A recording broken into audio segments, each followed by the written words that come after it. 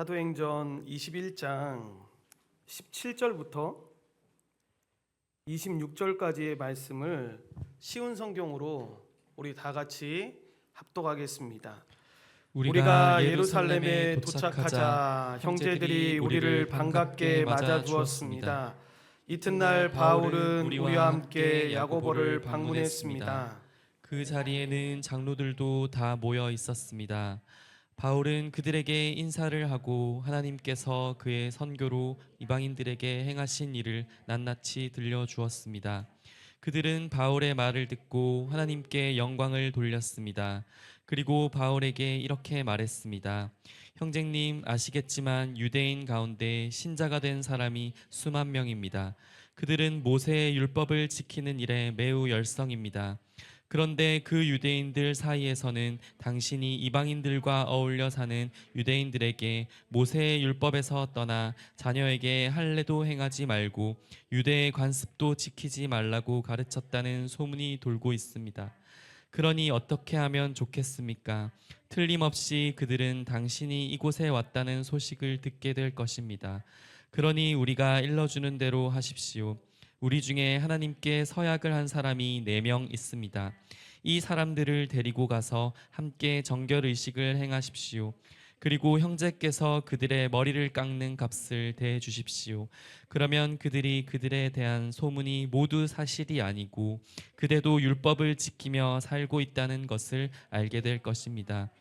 이방인 신자들에 대해서는 우리가 이미 그들에게 편지를 써서 우상에게 바친 음식과 피와 목 졸라 죽인 먹지 말 것과 음란한 행동을 멀리할 것을 부탁한 적이 있습니다.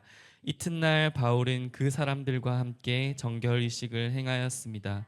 그런 뒤에 그는 성전 뜰로 가서 정결의식이 끝나는 날짜와 그날에 각 사람을 위해 예물을 바칠 날짜를 신고했습니다. 아멘. 오늘도 하나님의 충만한 은혜가 우리 모두에게 넘치기를 소망합니다. 한 주 동안 어떻게 생활하셨습니까? 저는 그 한 주 동안 살아가다 보면 우리가 참 당황스러운 일을 만날 때가 있는데 저한테도 이번 한 주가 좀 그런 당황스러운 한 주 중에 한 주였습니다. 특별히 어저께가 그런 날이었는데 주일날 어느 정도 이제 설교의 틀을 이제 갖추고 준비해 놓은 다음에 그 살을 맞추기 위한 작업들을 하려고 컴퓨터를 열었는데 이게 간혹 몇 년 만에 한 번씩 이제 일어나는 현상이긴 한데 이게 없어진 겁니다, 자료가. 그 집에서 준비하기도 하고 교회에서 준비하기도 하니까 그냥 뭐 카톡으로 보내놓고 카톡으로 그 문서를 열어서 계속 그때그때마다 준비를 하니까 아무리 찾아봐도 자료가 없는 거였습니다. 옛날 같으면 막 저도 모르게 소리를 지르거나 저도 모르게 이게 분주하게 막 이제 움직일 때가 있었는데 몇 번을 그렇게 경험하고 나서 이제 드는 생각 중에 하나는 그래봤자 아무 소용이 없다. 지금 정신을 차리고 잘 준비해야 된다. 우리가 살다 보면 이런 일도 우리 인생에 일어나니까 그냥 차분하게 잘 준비해야 된다라는 생각을 가지고 어저께는 그 별로 내색도 안 하고 아내한테만 그냥 그런 일이 있었어. 그러니까 아내는 좀 걱정을 많이 했지만 아내는 위로해 준다고 이제 그런 얘기를 하더라고요. 그런 날 더 은혜가 될 때가 많더라. 그러니까 힘내라 이런 식으로 이제 아내로서 해주는 말이었지만 솔직히 속으로는 마음이 좀 어려웠지만 아내가 얘기한 것처럼 우리가 인생 살아가다 보면 그런 날이 있는데 이런 하나님의 은혜가 더 충만하게 임하기를 소원한다 이러면서 이제 오늘 주일날 예배를 드리는데 우리 찬양 인도자만 알았겠지만 오늘 갑작스럽게 자막 작업이라든가 이런 화면상의 문제가 이제 앞에서 보시는 화면은 아무 문제가 없는데 뒤에서 이제 설교자하고 찬양 인도자만 보는 화면만 또 문제가 갑자기 찬양 인도하는데 생긴 겁니다. 굉장히 이제 예배 들어가기 전에 설교 들어가기 전에 갑자기 왜 이러지? 그러니까 뭐 옛날 표현으로 악한 마귀가 지금 틈탄 건가? 뭐 이렇게 생각할 수 있는데 5년이 지났으니까 이제 기계도 가끔씩 이럴 때도 있어야지라는 생각이 들고 오늘 말씀을 가지고 오늘 말씀을 전하려고 합니다. 여러분 오늘 말씀을 통해서 왜 이런 얘기를 처음부터 시작하냐면 이 교회가 우리가 생각하는 것과 비교할 수 없을 만큼 중요하다라는 걸 설명을 하려고 하는데 지난주에 살펴봤던 것처럼 바울 사도는 이 예루살렘에서 자신을 기다리는 것이 결박과 환란이라는 걸 알았습니다. 그러니까 모르고 올라가가지고 고난을 당했던 게 아니라는 거죠. 충분히 내가 지금 예루살렘에 올라가면 예수님과 같이 고난을 당할 거라는 사실을 안 상태에서 지금 바울은 올라가는 겁니다. 여러분, 그저 혼자만 알고 또 올라갔던 것도 아니고 그와 함께 했던 성도들이 수차례에 걸쳐서 만류를 하는 겁니다. 예전에 이럴 때 피했잖아. 잠시 잠깐 피한 다음에 다시 와서 복음 전하면 되잖아. 나는 정말 생각하는 마음에서 하는 많은 만류가 있었음에도 뿌리치고 예루살렘으로 가는 길을 멈추지 않고 걸어가게 됩니다. 이것은 여러분 바울의 고집 때문이 아니었습니다.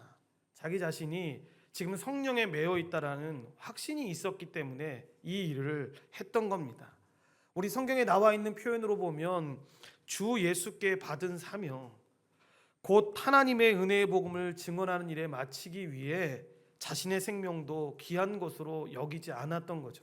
그러니까 내가 그렇게 가서 핍박을 당하고 고난을 당하고 심지어 죽는 한이 있더라도 성령께서 이 일을 하라고 말씀하셨으니까 내가 이 일을 하러 가야겠다라고 생각하고 지금 그 자리를 올라갔던 것입니다.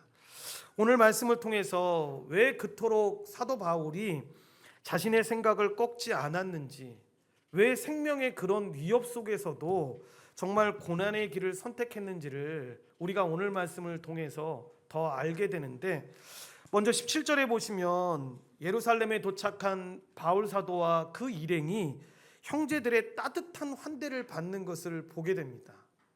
그런데 자세히 읽기를 해보신 분들은 아시겠지만 22절에 보면 예루살렘 교회의 대다수 신자들은 지금 사도 바울의 도착 소식을 알지 못했던 겁니다.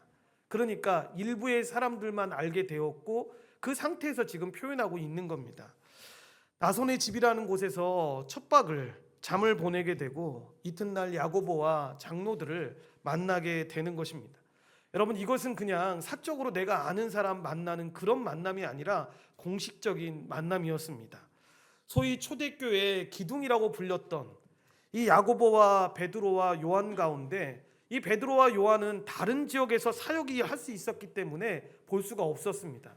지금 예루살렘에 올라왔을 때에는 예수님의 육적인 동생이라고 말하는 그 야고보만이 예루살렘 교회의 지도자로 남아 있었고 그 교회 안에 있는 장로들만이 있을 때였습니다.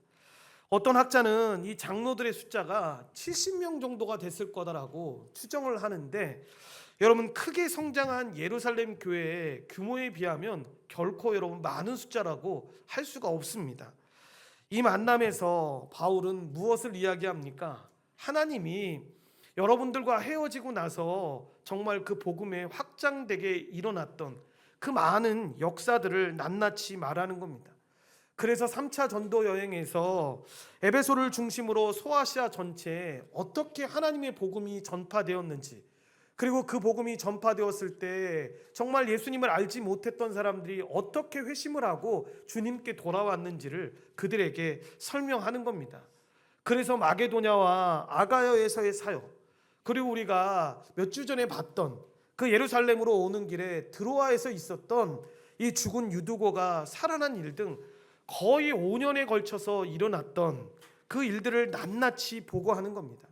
그러니까 일종의 선교 보고를 지금 사도 바울이 이 야고보와 70명의 장로들 앞에서 이 일을 했던 건데, 여러분 이 선교 보고가 특별했던 이유가 있습니다. 그게 뭐냐면 뭔가에 대한 보고를 할 때 우리가 조심하라고 하는 부분 중에 하나인데, 여러분 사람이 어떤 의심이 있든지 간에 상관없이 보고의 주어가 하나님이라는 사실입니다.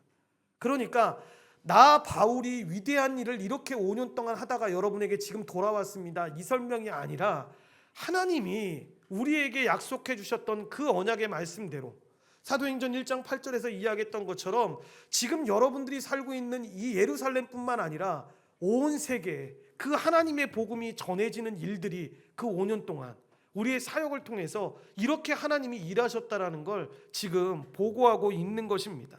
그러니까 어떤 반응들이 나옵니까? 하나님께 영광을 돌렸다라는 반응이 나옵니다. 물론 사도 바울 수고했어 이런 말도 했겠지만, 여러분 오늘 본문에 뭐라고만 나오냐면 하나님께 영광을 돌렸다. 왜냐하면 모든 게 다 하나님이 하신 것이니까 그렇게 여러분 하나님께 영광을 돌린 겁니다. 이렇게 바울은 예루살렘 지도자들의 따뜻한 환대를 받게 됩니다.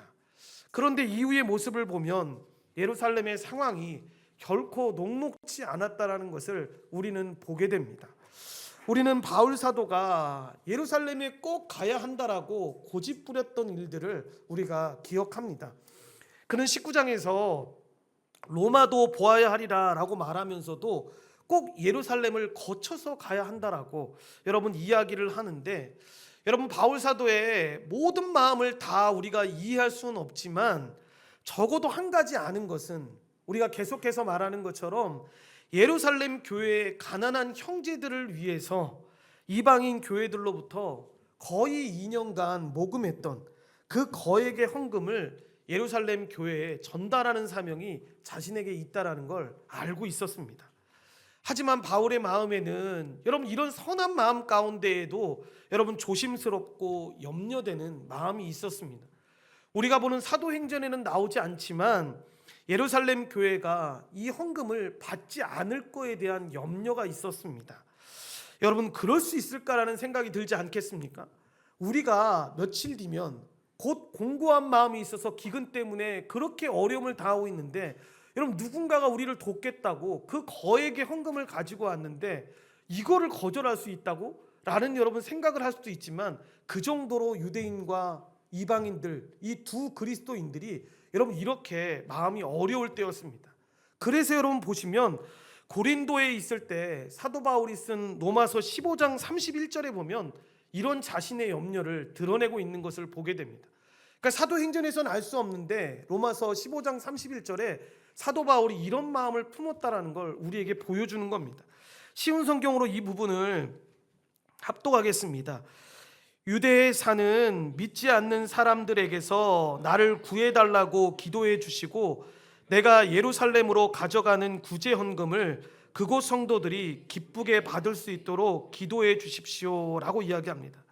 그러니까 사도 바울은 여러분 2년 동안 정말로 오해도 많았지만 그 이방인 교회에서 모았던 그 헌금을 가지고 지금 예루살렘 교회를 가는데, 이 헌금을 가지고 갔을 때 자신을 바라보는, 그리고 이방인 교회를 바라보는 유대인 그리스도인의 많은 사람들이 좋지 못하게 보고 있다는 상황을 알고 있었으니까 여러분 그들 마음 가운데 어려움이 있었던 겁니다. 여러분 이건 유대인 그리스도에게만 있었던 마음이 아닙니다. 여러분 그와 같은 결에서 이방인 신자들이 하나님 교회에 들어오면 극복해야 되는 이 교회가 무슨 문제가 있는지를 너무나 잘 알고 있었습니다. 그러니까 여러분 계속해서 말씀드렸던 내용이 무엇입니까? 이방인 그리스도인들이 들어왔을 때 이 복음을 잘 모르는 사람들이 이 이방인 그리스도인들에게 어떻게 이야기했습니까? 그래, 예수 믿으면 구원받는 거 맞아. 그런데 있잖아, 할례도 받아야 돼. 우리가 평생 몸에서 습관적으로 배워왔던 이런 것들도 너 해야 돼 라고 말하는 것들을 보게 되는 거죠. 여러분 이방인 그리스도인들이 사도 바울의 복음을 듣다가 그런 얘기를 들으면 당황스러운 겁니다. 왜? 예수 그리스도만 믿으면 된다고 했는데, 그게 그냥 쉽게 이야기해서 저 예수님 믿어요 그 말 한마디만 하는 게 아니라는 걸 우리 모두는 다 알고 있지만, 정말로 예수님을 믿으면 그 이외의 것들, 다른 어떤 규례나 이런 것들에 의해서 좌우되는 것이 아니라 우리가 구원받고 그 하나님 나라를 누린다는 걸 알았는데, 들어와 보니까 많은 사람들이 그렇게 얘기를 안 하는 겁니다. 여러분 초창기니까 얼마나 더 심했겠습니까? 예루살렘 교회 같은 경우는 이게 정말 심했는데 유대인 신자로 가득했습니다. 그러니까 어떤 현상이 일어나냐면, 유대인의 관습은 물론 여러분 그때 당시에 이 유대인 그리스도인들이 식민 통치를 받고 있는 상황이었기 때문에 이 시대적 상황으로 인해서 이 민족적 정체성과 관련된 이 의식으로부터 자유롭지 않은 신자들이 굉장히 많았습니다. 그러니까 이방인 그리스도인들의 입장에서 보면 이해가 안 되는 거죠. 왜 저렇게까지 해야 돼? 왜 저 민족에서만 저렇게 했던 것들을 그렇게 지켜야 돼? 라고 하는 것들을 말하는 거죠. 그러니까 우리로 이야기하면, 쉽게 이야기하면 지금 들으면 웃을 수 있는 얘기인데, 이런 복음을 처음 전파했던 사람들이 우리 들어왔을 때 이게 좀 이 선교학자들이 볼 때 좀 안타까웠다라고 말하는 이유 중에 하나가 뭐냐면, 이 사람들이 이게 좀 넓었던 사람이면 여러분 우리나라에 왔을 때 그 사람들이 어떤 옷을 입어야 된다고 생각하십니까? 그러니까 지금 솔직히 이야기하면 처음 복음 들어왔을 때 설교자들은 여러분 원래 양복을 입어야 되는 게 아니라 한복을 입어야 되는 거죠. 아프리카에 가면 아프리카의 옷을 입고 복음을 전했어야 했죠. 왜냐하면 이건 중요한 게 아니라 그 나라에 살아가는 사람들이 그걸 입고 하는 거니까. 그런데 여러분 제가 여러분한테 이런 설명을 하지 않고 한복을 입고 설교한다고 만약에 생각을 해보십시오. 평상시에 뭐라 그럴까요? 여러분 어떤 분은 제가 전에 있던 교회는 목사님이 야 이날은 좀 우리 좀 정서를 느끼고 싶어서 연세가 좀 있으신 목사님이었으니까 내가 좀 한복을 입고 설교해야겠다고 해서 제가 옆에 있다가 목사님 성도들이 이상하게 볼 것 같은데 한복이 어떤 색깔입니까? 흰 색깔이래. 내가 목사님 그거 좀 안 하는 게 좋을 것 같다고. 왜냐니까 이단들이 그렇게 좀 한복도 많이 입고 좀 이렇게 하는데 그렇게 안 하시는 거 좋을 것 같다 그러니까 목사님 웃으면서 껄껄 웃으면서 저한테 했던 얘기가 뭐냐면 야 이 사람아 이 성경을 아는 목사가 그런 얘기를 하면 어떡하냐. 그렇게 말하는 사람이 있으면 이해를 시켜줘야지. 그러면 제가 이해시키지 말고 목사님이 설교 올라가서 말씀을 꼭 해달라고. 분명히 그런 얘기 올라올 거라고. 여러분 선교사님들이 간혹가다 선교보고 같은 거 올 때 되면 지금 우리 낙심령제도 있지만 러시아에 갔다 오는 선교사들은 어떤 거 입고 해야 합니까? 양복 입고 하면 안 됩니다. 단위 올라올 때 러시아 옷 입고 와야죠. 그 러시아 옷 입고 설교해야죠. 내가 그 나라에서 이렇게 옷 입고 지금 설교하고 있다고. 사람들이 그렇게 입고 있으면 그렇게 입고 설교한다라고 보여줘야 되죠. 그런데 여러분 이게 꼭 유대인 신자에게만 이런 일이 일어났다는 걸 아닌 걸 지금 설명하기 위해서 이 얘기를 하는 겁니다. 적지 않은 사람들이 이런 마음이 너무 가득하다 보니까 들었던 생각이 뭐냐면 바울의 이방 선교 사역을 의심의 눈초리와 불편한 심정으로 바라봤던 겁니다. 이방인들이 예수님 믿는 것도 정말 마음에 안 드는 겁니다.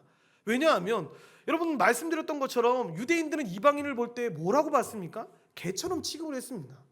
그런 사람인데 그 사람이 나와 동격으로 예수를 믿고 구원을 얻는다고? 그러니까 이게 이해가 안 되는 거죠. 그러니까 자꾸만 성경에 나와 있지 않고 예수님이 말씀하시지 않았던 내용들을 갖고 얘기하는 겁니다. 야 그렇게 해서는 안 돼. 우리 민족이 지켰던 이 할례도 행해야 되고 이런 것들도 행해야 돼 라고 하는 것들을 말하게 되는 거죠.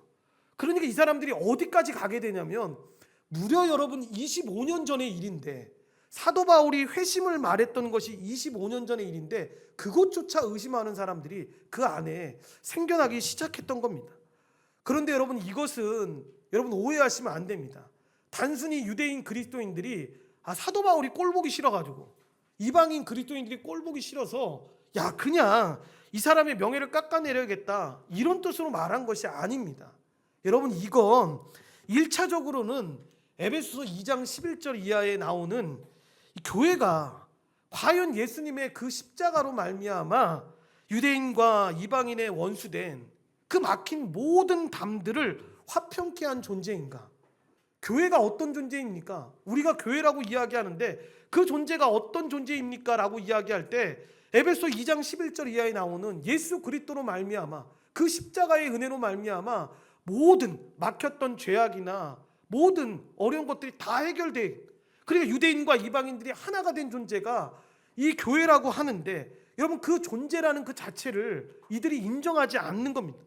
그러니까 이 문제는 바울이라는 한 사람을 단순히 싫어해서 지금 받지 않았다라는 문제가 아니라 이 예수 그리스도가 십자가의 죽으심으로 말미암아 이루신 그 죄사함과 의롭게 되는 그 하나님의 구원의 은혜를 부정하는 행위였습니다. 그러니까 그 열매인 교회를 부정하는 것이니까 단순히 우리가 생각할 때 그냥 싫으니까 꼴보기 싫으니까 그렇게 대우했어 이렇게 생각할 수 없다라는 겁니다.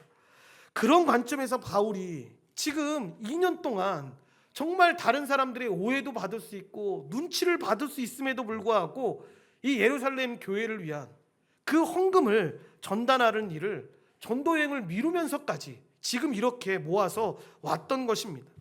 표면적으로는 여러분 가난한 형제들을 돕기 위해서 이 형제사랑이라는 그리스도인의 책임의 표현으로도 우리가 얘기할 수 있습니다. 그리고 일만하게 뿌리인 돈사랑에서 자유함을 얻었다라는 모습으로 비춰져서 말할 수도 있습니다. 그런데 궁극적인 이유는 무엇입니까?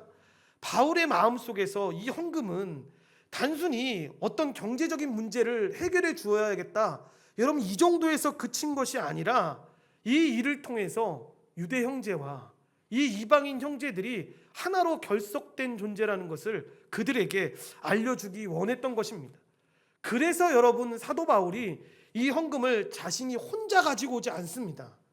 이방의 각 교회의 대표들인 7명의 사람들과 이 멀리 고린도 교회까지 이 모든 교회들이 정말로 한 형제임을 깨닫고 이렇게 돕기 위해서 이렇게 왔습니다라고 설명하기 위해 같이 왔던 것입니다. 생면부지에 이 이방인 신자들이 자신들의 가난한 처지 속에서도 이 형제애를 나눴던 것이고, 이것을 예루살렘 성도들이 정말 진심으로 받아들이게 될 때 이것이 바로 교회의 하나됨의 본질을 경험하는 사건이 된다는 걸 알았기 때문에 여러분 이렇게 애쓰고 수고하면서 이 일을 행했던 것입니다. 그런데 놀랍게도 누가는 여러분 이 기록을 여기에 기록하지 않습니다. 여러 가지 이유들을 이야기하는 사람들이 있지만 여러분 사도행전의 마지막으로 주제를 강의하고 싶은 것이 이 바울의 체포와 오랜 구금으로 그리고 감금된 상태에서 로마로 가는 그 여정이었기 때문에 전하지 않았을 것이다 라고 말하시는 분들도 있습니다. 어떤 이유인지 정확히 알 수는 없지만 여기서 우리가 충분히 추론해 볼 수 있는 상황이 무슨 상황입니까? 바울이 야고보와 장로들을 만났을 때 7인의 이방인 대표들과 함께 가져온 그 거액의 헌금들, 그러니까 여러분 지금처럼 뭐 지폐나 여러분 뭐 계좌이체로 전달하는 것이 아니니까 여러분 동전으로 돼 있었으니까 얼마나 여러분 상당한 무게의 그 헌금들을 가지고 지금 그들이 왔었겠습니까? 그 금액들을 풀어 놓았을 때 여러분 정말 입이 벌어질 만한 일이지 않습니까? 그리고 일반적으로 생각하면 너무 기뻐야 하는 일이지 않습니까? 그런데 본문에 보면 그 일에 대한 어떠한 표현도 들어가 있지 않는 거죠. 자신들이 그렇게까지 무시하고 그렇게까지 저주했던 대상들에 대한 사과함이나 그렇게 우리도 생각하지 못했던 그 관대함에 대한 선물에 대한 감사의 기록도 기록되지 않는 거죠. 오히려 여러분 바울에 대해서 어떤 표현이 나오게 됩니까? 유대인 신자들이 당신을 신뢰하지 않습니다 라는 표현이 나옵니다. 그게 20절 하반부터 21절까지의 내용입니다. 여러분 다시 한번 이 내용을 우리 합독하겠습니다. 형제님 아시겠지만 유대인 가운데 신자가 된 사람이 수만 명입니다. 그들은 모세의 율법을 지키는 일에 매우 열성입니다. 그런데 그 유대인들 사이에서는 당신이 이방인들과 어울려 사는 유대인들에게 모세의 율법에서 떠나 자녀에게 할례도 행하지 말고 유대의 관습도 지키지 말라고 가르쳤다는 소문이 돌고 있습니다. 아멘. 여러분 이게 여러분이라고 한번 생각을 해보십시오. 이 상처 안 받았을 거예요. 저 같으면 엄청 상처 받았을 거예요. 웬만한 사람 같았으면 정말 굉장한 상처를 받을 것 같습니다. 왜냐하면 유대인 중에 믿는 자가 수만 명이고 다 율법에 이 열성을 가진 자들이라고 이야기하는데 누가는 이 말을 한 사람이 여러분 야고보라고 특정하지 않습니다. 아마 여러분 장로의 다수의 의견이지 않았겠습니까? 주위의 사람들이 이렇게 이야기들을 하니까 여러분 이런 말을 하지 않겠습니까? 수만 명이라는 숫자에 대해서도 여러분 우리가 굳이 축소하려 할 필요가 없습니다. 복음이 이렇게 전파되었을 때 예루살렘과 팔레스타인 전역으로 흩어진 성도들의 숫자를 포함하는 숫자이니까 여러분 이해할 수 있습니다. 그만큼 예루살렘 교회가 그렇게 성장을 했던 겁니다. 사실 여러분 우리가 사도행전을 계속 보면서 여러분 우리가 알고 있는 것이 무엇입니까? 율법의 열성을 가진 이 유대교 신자들의 존재가 초대교회가 가진 가장 큰 문제 중 하나였다라는 걸 우리는 알고 있습니다. 소위 유대인과 이방인 신자들이 섞여 있는 그 교회들이 가진 긴장은 거의 모든 초대교회가 가지고 있는 어려움이었습니다. 말씀드렸던 것처럼 정말 성경 이외에 복음 이외의 것들을 가르치는 자들이 계속 주도하면서 가르치려고 하는 일 때문에 나타나는 현상이었습니다.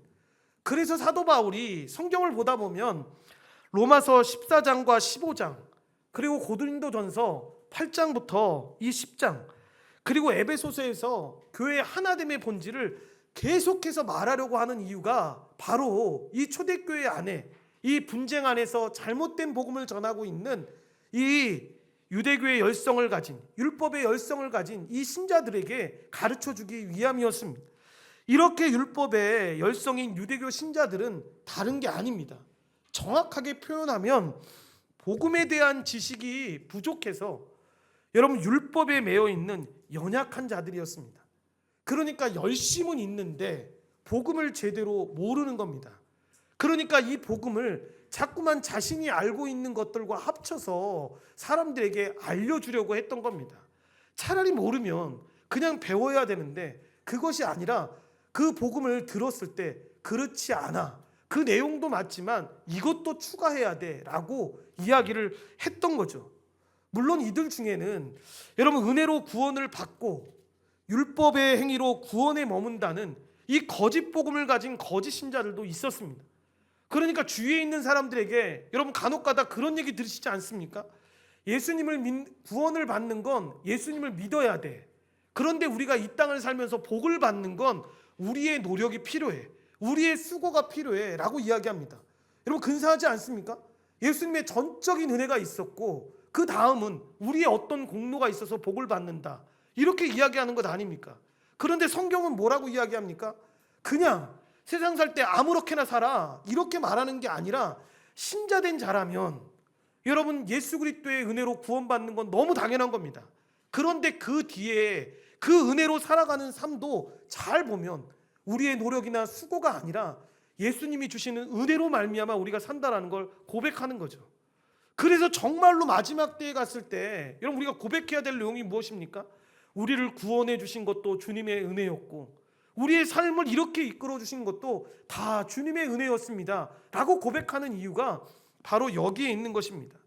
그런데 모세의 율법을 지킨 자들은 그렇게 보지 않았던 겁니다. 우리의 관습을 지켜야 돼, 그리고 그것이 유대인의 민족적 정체성이었으니까 이 일들을 해야 되라고 말했던 거죠. 비로소 뒤에 여러분 이 예루살렘 공의회를 통해서 이방인 신자들에게 요구할 이 율법의 최소한 요소들을 결정하기는 했지만 여전히 그 결정이 있고 난 뒤에도 많은 사람들이 율법을 지켜야 한다라고 하는 생각들이 그들 안에 있었던 것입니다. 여러분 이걸 또 오해하시면 안 됩니다. 율법을 안 지키고 내 마음대로 산다, 이걸 얘기하는 게 아니죠. 이게 구원과는 관련 없다. 율법이 우리를 통해서 하나님의 은혜를 더 기대하게끔 만드니까, 이 율법을 통해서 우리의 죄됨을 보고 하나님의 은혜를 바라보게 되니까 율법은 좋은 겁니다. 그런데 그것이 마치 어떤 구원의 조건인 것처럼 생각해서는 안 된다라는 겁니다. 여러분 그런 상황이다 보니까 여러분 유대교 신자들이 사도 바울을 어떻게 받겠습니까? 별로 달갑지가 않은 겁니다. 이방인 신자들에게 우리가 아는 대로 가르치지 않고 그냥 정말 예수 그리스도만 믿으면 구원을 받는다고 하니까 지금까지 우리가 가르쳤던 할례나 여러분 자신들이 가르치고 있는 탈무드에 나오는 그런 내용들처럼 어떤 규례들을 가르치지 않아도 된다라고 하니까, 이거 지키지 않아도 된다라고 오해를 하게 되니까 문제가 생겼던 겁니다. 그러니까 그들이 어떤 소문을 들었다라고 이야기합니까? 바울이 이방에 사는 유대인들에게 모세를 배반하고 율법을 상징하는 이 모세를 배반하고 아들들에게 할례를 행하지 말라고 했다라고 여러분 이 헛된 소문을 퍼뜨리면서 유대인의 관습은 지킬 필요 없다라고 이야기했다라는 것입니다. 그런데 여러분 정말 사도 바울이 유대인들에게 그렇게 가르쳤습니까? 우리가 사도행전을 계속 보고 로마서나 많이 나오는 이 기록들을 보면 전혀 사도 바울은 그렇게 하지 않았습니다. 유대인의 그 관습을 굉장히 존중했습니다. 대표적으로 몇 가지만 말씀드리면 2차 선교 사역 초기에 유대인들을 존중해서 어떻게 하냐면 어머니가 유대인이었던 디모데에게 그때 당시만 해도 할례를 받지 않을 때였는데 할례를 베풀었고, 또한 2차 선교 말기에는 어떤 일이 일어나냐면 나시린 서약에 따라서 삭발도 하게 됩니다. 이렇게 바울은 유대인의 관습을 존중했습니다. 그래서 유월절을 준수했을 뿐만 아니라 이번에 예루살렘에 올라올 때에도 우리가 19장 20절에 계속 볼 때 어떤 표현이 있습니까? 오순절에 계속 도착하기 위해서, 철기를 계속 지키기 위해서 여행 계획을 세우고 여러분 이런 발걸음을 걸었던 것을 보게 됩니다.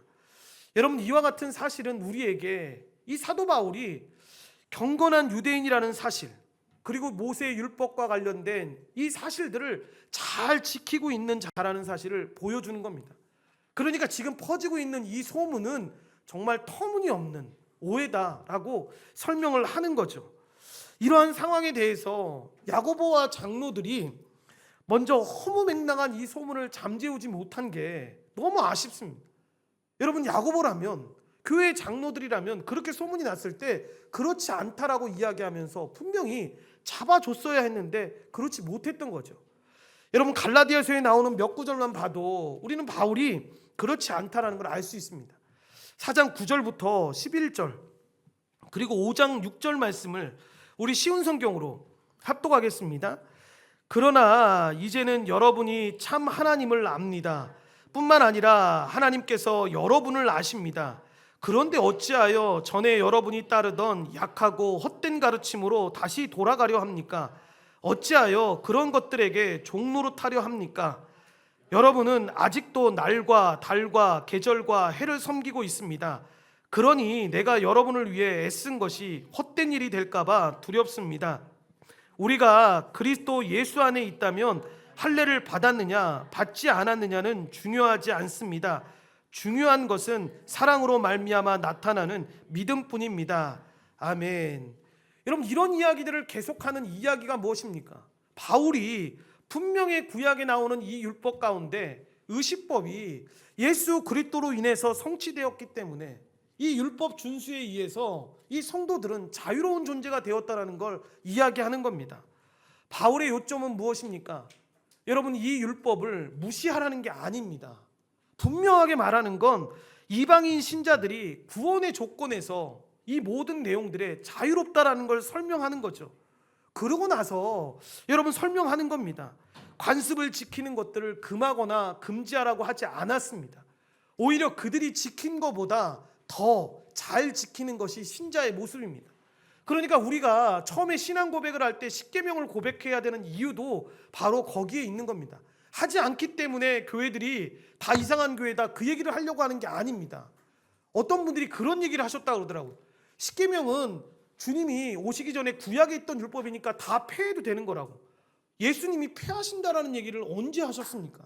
그걸 완성케 하신 거죠. 그래서 그 율법을 보면서 우리가 깨닫는 겁니다. 우리가 지킬 수 없는데 예수 그리스도로 말미암아 이 율법이 다 이루어졌다. 그러니까 오히려 예수 그리스도를 그 율법을 보면서 우리가 붙잡게 되는 겁니다. 그래서 말씀드린 것처럼 사도 바울은 절대로 무시하거나 이 율법에 대해서 금하거나 말한 적이 없습니다. 디모데에게 할례를 행하게 했고 이방인 디도에게는 어떻게 했습니까? 할례를 행하지 않게 함으로써 모든 사람에게 이 할례가 구원의 조건이 될 수 없다라는 걸 보여주었던 겁니다. 더 정확하게 설명을 했던 거죠. 하지만 지금 중요한 것은 사실이 아니라 인식이었습니다. 사도 바울이 그렇게 열변을 토하고 이야기해도 바울이 율법을 무시한다라는 의견이 그들 안에 야고보와 장로들이 해야 될 역할을 하지 않았기 때문에 널리 퍼져 있는 마당이었죠. 그러니까 모든 사람을 일일이 만나서 해명하고 설득하는 일이 불가능했습니다. 참 안타까운 상황이었는데 바울이 여기서 입었던 상처는 개인의 명예를 공격당해서 받은 상처가 아닙니다. 뭐냐면 그리스도와 그 십자가의 구속사역을 통해서 이루어진 일을 이 사람들이 지금 인정을 하지 않는 것에 대한 상처였습니다. 그러니 어떻게 하면 좋겠습니까? 라고 장로들이 여러분 이 안타까운 상황에 대응할 국리를 여러분 말하는 겁니다. 그러면서 바울에게 두 가지를 행하라고 제안을 하는데 이 부분에 대해서 누가가 계속해서 생생한 직접 확보로 기록하는 겁니다. 22절과 24절 내용인데 우리 다 같이 이 부분을 쉬운 성경으로 합독하겠습니다. 그러니 어떻게 하면 좋겠습니까? 틀림없이 그들은 당신이 이곳에 왔다는 소식을 듣게 될 것입니다. 그러니 우리가 일러주는 대로 하십시오. 우리 중에 하나님께 서약을 한 사람이 4명 있습니다. 이 사람을 데리고 가서 함께 정결의식을 행하십시오. 그리고 형제께서 그들의 머리를 깎는 값을 대주십시오. 그러면 그들이 그대에 대한 소문이 모두 사실이 아니고 그대도 율법을 지키며 살고 있다라는 것을 알게 될 것입니다. 아멘. 먼저 무슨 일을 했다고 나옵니까? 예루살렘 교회에서 네 사람이 나실인 서원을 했는데, 이 언급한 네 사람이 나실인을 서원을 했지만 가난한 사람들이었습니다. 그러니까 나실인 서약을 이행하고 나면 뒤에 뒤따르는 것이 무엇이었냐면, 모세의 율법에 지정한 대로 단순히 그냥 머리만 자르면 끝나는 게 아니었습니다. 각종 희생 제사를 드려야 했습니다.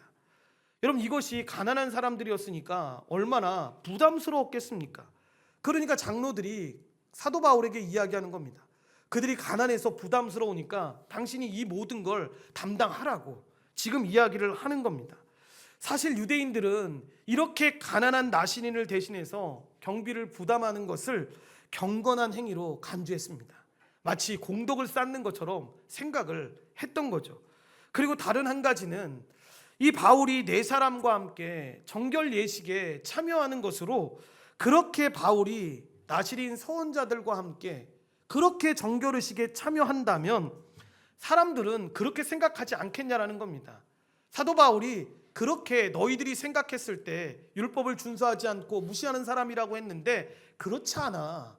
이 사람 보니까 가난한 사람들을 위해서 이렇게 비용도 되고 너희들이 말하는 것처럼 정결 예식까지 감당하면서 이렇게 살아가니까 이 사람 율법 잘 지키는 사람이야, 이런 생각을 했던 것 같습니다. 그래서 여러분, 바울의 사역 보고를 듣고 여러분 하나님의 영광을 돌렸다고 할 때, 여러분 야고보와 70인의 장로들은 여러분 사도 바울을 의심하지 않았습니다. 오해하시면 안 되는 게, 여러분 이 성도들은 의심을 했는데 야고보와 70인의 장로는 그걸 설명해 주지 못했을 뿐이지 이 일에 대해만큼은 여러분 확실한 믿음들이 있었습니다. 그러니까 당연히 사도 바울이 선교 보고를 했을 때 하나님께 영광을 돌렸던 겁니다. 23절에 그런데 우리가 일러주는 대로 하십시오 라고 하는 이야기를 들어보면 여러분 제한한다라는 뉘앙스가 아닙니다. 이게 부정과거형 명령으로 되어 있다고 하는데 강력한 요구입니다. 그러니까 이거 하지 않으면 안 돼 라고 말을 했던 거죠. 그러니까 바울이 실질하게 지키는 실제보다 더 엄격하게 유대인의 모습을 보여주세요 라고 하는 것을 지금 요구했던 겁니다. 사실 여러분, 이 요구는 부당한 행위입니다. 사도 바울에게 이렇게까지 할 필요가 없는 부담스러운 행동이었습니다. 물론 여러분, 사도 바울의 마음을 생각해서 그런지는 모르지만 25절 말씀을 통해서 이것이 예루살렘의 공의의 결정을 뒤집는 것이 아닌 것은 분명히 말했습니다. 그러니까 예전에 이방인들이 예수 그리스도를 믿고 구원받는다라는 사실, 할례를 받지 않아도 돼. 그런데 이런 것들은 유대인 그리스도인들이 좀 위험해하니까, 어려워하니까 뭐 피가 있는 음식이라든가 이런 것들은 먹지 마라 하고 몇 가지 규례를 주지 않았습니까? 그런데 그건 유효한 것이다라고 이야기를 했던 거죠. 여러분, 이 모습을 보면서 참 마음이 안타까운 게 뭐냐면, 야고보와 70인의 이 장로들이 거짓된 이 헛된 소문을, 여러분 이 사람들이 잠재웠어야죠. 이 사람들이 설명하면서 그렇지 않다라고 설명을 해줬어야죠. 그런 면에서 야고보에 대한 아쉬움도 굉장히 많은데, 예루살렘 교회의 수장이지 않습니까? 그러니까 왜 이 상황에서 바울을 더 변호하지 않았는지에 대한 여러분 안타까움이 있습니다. 지금 보면 부분적인 이 복음에 대한 지식과 거짓된 소문의 근거에서 지금 사도 바울을 공격하고 있는 것인데, 바르게 가르쳐서 바로 잡아야 하는데 그렇지 않고 그 연약한 형제들이니까 진리가 아닌 행위로 잠재우려고 지금 하는 모습을 보게 되는 것입니다. 그들은 자기들이 여러분 이방인들에게 이런 헌금이나 선물을 받았으니까 바울을 지지하는 것이처럼 보이는 것이 부담스러웠는지도 모르겠습니다. 여러분 여러 가지로 부담스러울 수 있는 상황이지 않습니까? 모든 사람들이 바울을 배격하는 상황이었고, 그 상황에서 바울의 편을 드는 것이 오히려 공격을 받는 것처럼 생각해서 이런 행동을 했는지도 모르겠습니다. 그런데도 여러분 바르게 지키고 판단했어야 하는데, 그렇게만 하면 모든 것이 쉽게 생각했을 것이라고 생각했던 것 같습니다. 여러분, 그때 그 부당한 요구에도 불구하고 바울은 그 제안을 기꺼이 받아들입니다. 26절 말씀을 쉬운 성경으로 합독하겠습니다. 이튿날 바울은 그 사람들과 함께 정결의식을 행하였습니다. 그런 뒤에 그는 성전뜰로 가서 정결의식이 끝나는 날짜와 그날에 각 사람을 위해 예물을 바칠 날짜를 신고했습니다. 뭐라고 이야기합니까? 그 제안 받고 나자마자 바로 그 다음 날 네 사람들을 성전으로 데리고 가서 일주일 동안 진행되는 예식을 시작하는 겁니다. 그 부당한 요구대로 결례를 행하고 네 사람의 비용을 부당하는 겁니다. 여러분, 왜 이런 제안을 들어줬겠습니까? 이런 제안을 들어줌을 통해서 유대인을 대상으로 한 그의 사역에 대한 오해가 풀리기를 바랬던 겁니다. 여러분, 많은 신학자들이 이 말씀을 굉장히 난해 구절이라고 이야기하면서 여러분, 많은 이 경건한 목사님들이나 신학자들이 이런 얘기를 합니다. 이 일이 바울의 일생일대의 최대 실수라고, 그리고 큰 범죄라고 보는 성경학자들도 굉장히 많이 있습니다. 그래서 이는 루터가 이런 말까지 하는 신학자가 있습니다. 이는 루터가 말년에 완두콩을 먹으며 은둔 생활을 하는 순례자의 길을 걸었다거나 종교개혁자 칼뱅이 임종시에 성모 마리아에게 황금 코트를 바치며 마리아를 하나님의 성모라고 선언한 것과 같다라고 비판하는 학자도 있고, 저도 설교를 탈 때 도움을 많이 받는 목사님인데 제임스 보이스 목사님이라는 분은 이렇게 이야기합니다. 바울의 잘못은 위선보다 더 나빴습니다. 그것은 위선이기도 했지만 복음의 타협이었습니다. 그토록 많은 신약 성경을 쓴 그 사도, 우리가 오직 예수 그리스도로만 구원받는다고 그토록 강력하게 주장했던 사람이 성전에 가서 주님을 십자가에 못 박은 바로 그 제사장들 앞에서 죄를 속하기 위한 동물 제사에 다른 이들과 함께 참여하려 했습니다. 즉 그는 그리스도의 유일하고 충분한 희생을 등지려 했던 것입니다 라고 신랄하게 비판하기까지 했습니다. 그런데 이 말씀을 볼 때 여러분, 우리는 잘 봐야 합니다. 이분들의 주장이 일방적으로 잘못됐습니다 라고 하는 것을 말하기 위함이 아니라, 여러분, 바울이 정말 복음에 타협하기 위해서 이런 일을 했을까요? 그랬다면 여러분, 이렇게 예루살렘까지 올라와서 이 복음을 전하려고 했겠습니까? 저는 여러분, 사도 바울이 절대 추호로 실수하지 않는 사람입니다. 말실수가 없는 사람입니다. 이 말을 하려고 하는 게 아닙니다. 실수할 수 있겠죠. 그런데 그동안에 사도행전에서 사도 바울이 있었던 일들, 그리고 로마서와 사도 바울이 계속해서 남겼던 그 성경의 기록들을 보면 조금은 이 사도 바울을 변호해야 될 필요를 느낍니다. 그게 뭐냐면, 바울이 이방인의 사도였지 않습니까? 그리고 사도 바울 생각하면 여러분의 머릿속에 분명하게 기억되는 게 무엇입니까? 유대인과 이방인이 하나가 되어서 이루어진 그 교회를 지키기 위해서 애쓰고 노력했던 모습을 우리가 생각하게 됩니다. 그래서 지난 2년 동안 여러분, 이방교회에서 그 헌금을 모을 때 얼마나 많은 오해를 받았겠습니까? 뭐 그런 놈들한테 헌금을 갖다 주냐, 이런 사람 없었을까요? 우리를 개처럼 취급하는데 그 사람들 어렵다고 그 사람들한테 그렇게 헌금을 가져다 준다고? 기뻐하지도 않을 건데, 즐거워하지도 않을 건데 왜 우리가 이런 일을 해야 되냐고. 그리고 어느 지역에 가면 이 종교가 돈벌이의 수단으로 전락돼서 사도 바울이 일부러 여러분 천막을 치는 일까지 할 정도로 여러분 이 일을 하면서 여러분 생계를 유지했다라고 이야기했지 않습니까? 사도 바울이 왜 이런 일을 했겠습니까? 여러분, 이 일을 통해서 사도 바울이 분명하게 보이려고 했던 건 바로 그거였습니다.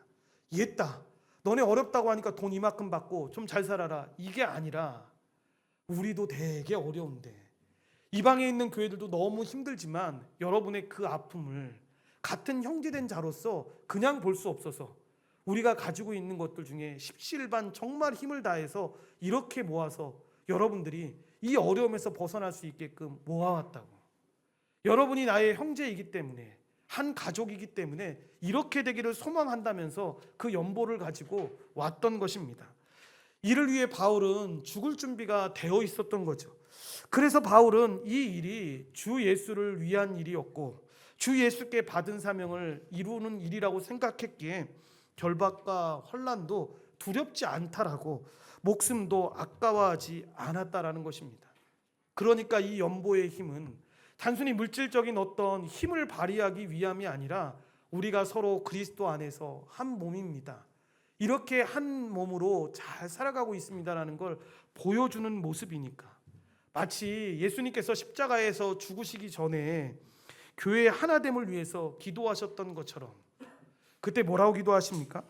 요한복음 17장 21절에 보면 아버지여, 아버지께서 내 안에 내가 아버지 안에 있는 것 같이 그들도 다 하나가 되어 우리 안에 있게 하사 세상으로 아버지께서 나를 보내신 것을 믿게 하옵소서라고 예수님이 기도하셨던 것처럼, 사도 바울도 우리의 눈에 볼 때 부당한 행위라고 요구되는 그 앞에서도 복음의 능력으로 이 일을 통해서 유대인과 이방인 그리스도인들이 하나가 될 수가 있다면 내가 이 일을 하겠다라고 생각을 했던 겁니다. 그래서 존 스토트라는 목사님은 여러분 이 행위에 대해서 이렇게 이야기합니다. 바울의 행위가 교리적 도덕적 문제라기보다 실천의 영역에서의 양보였다라고 이야기를 합니다. 그리고 브루스라는 목사님도 특별히 우리가 이 부분을 경청할 필요가 있는데 뭐라고 이야기하냐면, 바울이 그렇게 한 것이 현명했는지는 의심스러울 수 있습니다. 하지만 그가 자신의 복음의 원칙을 타협했다고 공정하게 비난할 수는 없습니다. 오히려 그는 자신이 진술한 그 정책을 엄격하게 따르고 있습니다 라고 이야기를 합니다. 여러분, 그가 따르려고 했던 그 정책이 무엇입니까? 우리가 너무나도 잘 아는 고린도전서 9장 20절 말씀입니다. 여러분, 이 말씀을 우리 쉬운 성경으로 합독하겠습니다. 유대인들에게는 유대인들을 얻고자 유대인처럼 되었습니다. 율법 아래에 있는 사람들을 대할 때에는 비록 나 자신은 율법 아래에 있지 않지만 그들을 얻기 위해 율법 아래에 있는 사람처럼 되었습니다 라고 이야기합니다. 그러니까 연약하고 약한 이 유대인 신자들을 얻기 위해서 자신의 평판과 명예를 제쳐두고 이 일을 했다라는 걸 지금 설명하고 있는 것입니다. 그러니까 우리가 살아가는 동안에 복음을 정말로 훼손하는 일이 아니라면 다른 사람들이 예민하게 생각하는 그 이슈에 대해서 여러분 융통성을 가지고 이 배려함을 가지고 살아가는 게 우리 인생에서 필요합니다. 야고보와 장로들, 사도 바울은 말씀드렸던 것처럼 사람이 하나님의 구원한 받는 일에 있어서 여러분 할례와 율법이 필요 없다라는 사실을 분명히 알았습니다. 그럼에도 불구하고 여러분 사도 바울에게 부탁을 했던 것이고, 사도 바울도 그 마음을 알았기 때문에 그의 부탁에 들어줘서 그 일을 실천했던 것입니다. 우리가 신앙생활을 할 때에도 교회로 살아갈 때 여러분 우리의 눈에 비춰졌을 때 여전히 부족하고 약하고 복음을 잘 알지 못해서 여러분 어려운 모습들을 보일 때가 있습니다. 그때 제가 한국 사회를 보면서 안타까운 이유 중에 하나가 뭐냐면, 진리와 비진리가 함께 할 수 없다라는 말을 하면서 이게 극단의 모습으로 가는 것들을 보게 됩니다. 여러분, 진리와 비진리가 함께 할 수 없다라는 거 맞습니다. 그런데 이걸 임의적으로 선택하고 임의적으로 말하는 사람들이 너무 많다라는 것입니다. 그럴싸한 말이긴 한데 이 말처럼 배타적인 말이 없는 경우들을 보게 됩니다. 여러분, 예를 들어 그런 거 아니겠습니까? 동성애와 낙태를 반대하는 일에 있어서 여러분 예수 믿는 사람들, 우리 주변에 있는 사람들이 찬성하면 우리는 찬성하고, 이게 다른 종교에서 만약에 그걸 하면 저 사람 불교에서 하는 거니까, 저 사람 이슬람에서 하는 거니까 반대라고 하면 안 된다라는 거죠. 여러분, 어떠한 영역에 있어서는 복음의 진리를 훼손하지 않는다라면 함께 할 수 있는 영역이라는 걸 우리가 잊지 말아야 합니다. 그런데 여러분, 이런 걸 주장하는 건 안 되겠죠. 길이 여러 가지 길이 있고 결국에 도착점은 똑같다. 그러니까 어떤 신을 믿어도 상관없고 결국에 가면 그냥 다 구원을 받는다. 여러분, 이런 것들은 정말 복음의 진리를 훼손하는 내용이니까 여러분 이런 내용들은 동의할 수 없습니다. 그런데 복음의 진리가 훼손되지 않는 범위라면 여러분 안아주고, 이들이 부족해서 그런 거니까, 연약해서 그런 거니까 그 일들을 통해서 여러분 같이 안아주고 같이 함께 걸어가는 모습들이 필요하다라는 겁니다. 이런 이 복음을 들을 때 문득 들었던 생각 중에 하나가 그런 겁니다. 저는 여러분 목사지 않습니까? 그러니까 제가 장례식장을 가거나 이렇게 했을 때 저를 아는 사람들은 당연히 기독교식으로 절을 안 하고 이 장례를 잘 이렇게 한다라는 걸 압니다. 그런데 가끔 여러분 청년들 부모님들이 돌아가셨을 때 장례를 가게 되면 여러분 그 장례에 참석하는 사람들이나 이 유족들에게 너무 경황이 없는 중에 설명을 못하는 경우가 있습니다. 그러면 서서 여러분 들어가자마자 기도를 하고 기독교식으로 이 가족들이, 남아있는 가족들이 정말 예수님 잘 믿고 잘 살아갈 수 있게끔 기도를 합니다. 그리고 나서 장례식을 가보신 분들은 알지만 어떻게 합니까? 이 상주들을 보면서 서로 절을 하고 또 이런 방식이 세상의 방식 아닙니까? 그런데 기독교인들은 서로 목례를 하고 기도를 합니다. 그런데 가끔 이게 설명이 안 됐을 경우에 여러분 이렇게 이 절을 하시는 경우들이 있습니다. 그러면 여러분 제가 저 같은 경우 그 한번 이 머릿속에 분명하게 남는 기억 중에 하나가 뭐냐면 연세가 저보다 너무 많으신 할아버지 되신 분이 아내가 돌아가셨는데 저한테 이렇게 절을 하시는 거였습니다. 그럼 제가 어떻게 했겠습니까? 같이 절을 했습니다. 그런데 이게 돌아오고 나서 성도의 한 명의 눈에 비춰졌고 청년의 눈에 비춰져서 그것 때문에 시험 든 청년이 생긴 거였습니다. 그리고 그게 이제 거기서 끝나지 않고 이제 목사님한테까지 보고가 올라간 거죠. 저 사람은 그렇게 이걸 배반하고 하나님을 배반하고 이렇게 했다. 목사님이 부르셔서 이제 저한테 질문을 하신 거였습니다. 목사님이 물어보시길래 그 상황을 다 설명한 다음에 목사님 저는 다음에 그런 상황이 만약에 또 생기더라도 그렇게 할 것 같다고 사전에 알려드리기 위해서 노력을 하긴 할 것 같은데 만약에 그렇게 경황 중에 가거나 만약에 그런 일이 생겼을 때 그런 일이 생기면 저는 똑같이 그분하고 그 맞절을 하면서 그렇게 할 것 같다고. 그 의미가 어떤 의미인지를 저는 아니까. 그리고 돌아오고 나서 그 장면을 본 사람이 있다면 제가 안타깝게 생각하는 장면인데 설명을 하겠다고. 너무 경황 중에서 그분이 저를 이렇게 하시는데 저만 거기 서서 그 절을 만약에 받는 듯이 이렇게 있는 모습 자체가 오해할 수 있으니까 그렇게 했다라고 설명을 하겠다고. 여러분 이건 복음을 훼손하는 것 자체는 아니니까. 여러분 신앙생활을 할 때에도 교회 안에서 있을 때의 모습도 보면 여러분 잘 믿고자 우리가 하는 내용들을 가르쳐 주는데 여러분 그 내용들이 이해가 안 되거나 어려울 수 있습니다. 그리고 본인이 믿었던 습관이나 습성이 다를 수 있죠. 그러면 존중해 줘야 합니다. 그런데 복음의 진리 자체가 훼손되는 건 여러분 이건 막아야겠죠. 그러니까 그런 곳에서 이런 모습으로 신앙생활을 했구나. 충분히 공감이 돼. 그런데 이 교회 안에서 또 지켜야 될 것들은 이것들이니까 이렇게 설명을 하고 이 안에서 걸어갈 필요가 있다라는 겁니다. 오늘 말씀을 통해서 여러분들은 무엇을 느끼셨습니까? 저는 교회가 참 중요하다라고 생각했던 이유 중에 하나가 뭐냐면 사도 바울은 그 행동을 하면서 이방인 그리스도인들에게 이런 비난 같은 거 들으려고 생각 안 했을까요? 저는 그 행동했을 때 아무 생각 없이 사도 바울이 하지 않았다고 생각합니다. 오해 소지가 충분히 있었습니다. 그리고 비난에도 그 비난을 그냥 감당할 수 있는 정도였을 겁니다. 그런데 사도 바울의 그 마음보다 더 큰 마음이 있었습니다. 뭐냐면 이 일로 인해서 유대교 그리스도인들과 이 이방인 그리스도인들이 하나만 될 수 있다면 그렇게 예수 그리스도가 죽으시면서 이루시려고 했던 그 일이 이루어지는 것들을 경험할 수 있다면 나 욕들어도 괜찮아. 나 비난을 받아도 이 일을 위해서 어떤 희생을 치르더라도 이 일을 감당할 거야 라는 그 마음이 여러분 생각이 듭니다. 여러분 이 말씀은 목사나 선교사나 여러분 장로님들에게 주는 게 아닙니다. 예수 그리스도의 피로 구속함을 받아서 교회의 일원이 된 우리 모두에게 주시는 말씀입니다. 예수님께서 그렇게 자기 피로 사신 교회를 위해서 사도 바울이 이렇게 살았는데 우리는 지금 어떻게 살고 있나? 정말로 그 하나됨을 지키기 위해서 힘쓰고 애쓰면서 그렇게 주님을 바라보고 나아가고 있는가? 배우는 일에 있어서 예배하는 일에 있어서 그렇게 마음을 다해서 주님 앞에 나아가고 있는가?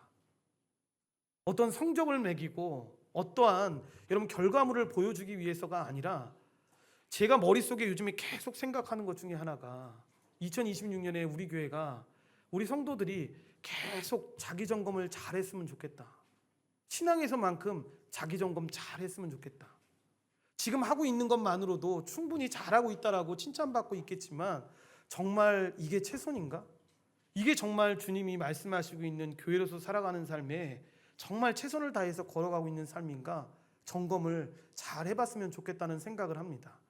그래서 성찬을 준비할 때에도 여러분 성경적 교회를 배울 때 말씀드렸던 것처럼 원래 여러분 신방은 여러분들 집에 찾아가서 하는 신방이라든가 여러분을 만나서 하는 신방은 여러분 생겨난 이유가 이 성찬을 대하기 위함이었습니다. 그 신방을 하면서 정말로 그 그리스도의 피와 살을 대할 수 있는 사람으로 살아가고 있는지를 점검하라는 겁니다.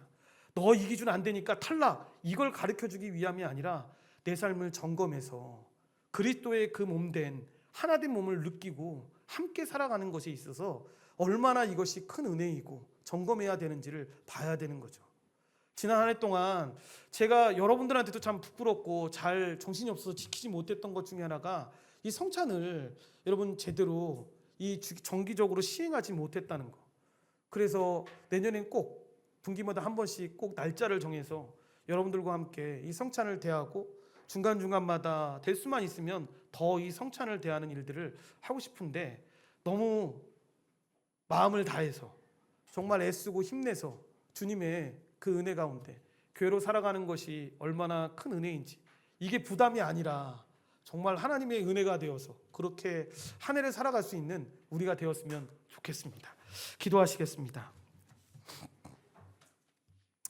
하나님 감사합니다. 하나님의 은혜 가운데 우리를 불러주시고 인도하여 주셔서 하나님 사도 바울에 나오는 이 말씀의 기록들을 보면서 우리는 정말 하나님의 그 풍성한 은혜들을 보게 됩니다. 교회를 지키기 위해서 사도 바울이 자신의 명예나 자신이 가지고 있었던 그 모든 것들을 내려놓고 심지어 목숨을 해하는 일을 당하더라도 유대인 신자들과 이방인 신자들이 하나 되어서 예수 그리스도가 이루신 그 모습을 보기 원했던 것처럼 교회가 그렇게 살아가야 함을 그들 모두에게 가르쳐주려 했던 것처럼 우리 안에도 그런 풍성한 은혜들이 넘쳐날 수 있도록 주님이 도우시고 인도하여 주시옵소서. 모든 걸 주님께 감사드리오며 예수님의 이름으로 기도드리옵나이다. 아멘.